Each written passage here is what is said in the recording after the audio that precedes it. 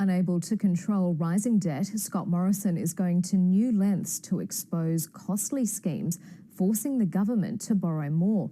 Here's National Affairs correspondent Greg Jennett. And the Australian people want that to stop. He made it work with borders and with boats, so why not with budgets, also bedevilled by forces of good and bad. And that is basically the difference between good debt and bad debt.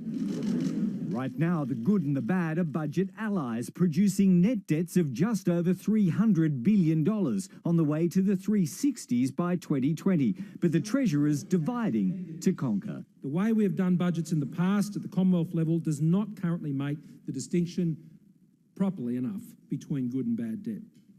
All the debt is lumped together.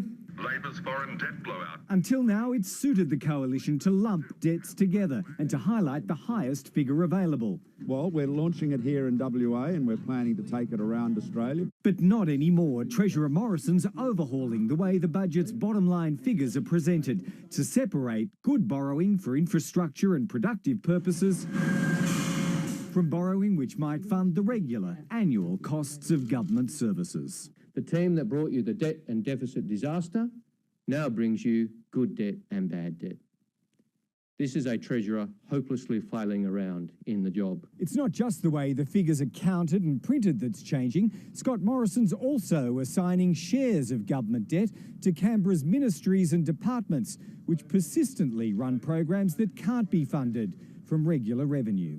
He's publicly identifying budgetary and borrowing goodies and baddies. The government's budget process needs to understand debt better.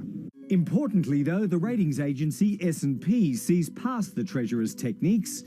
Our credit ratings create transparency. It says it'll assess government debt the same way it always has. Greg Jennett, ABC News, Canberra.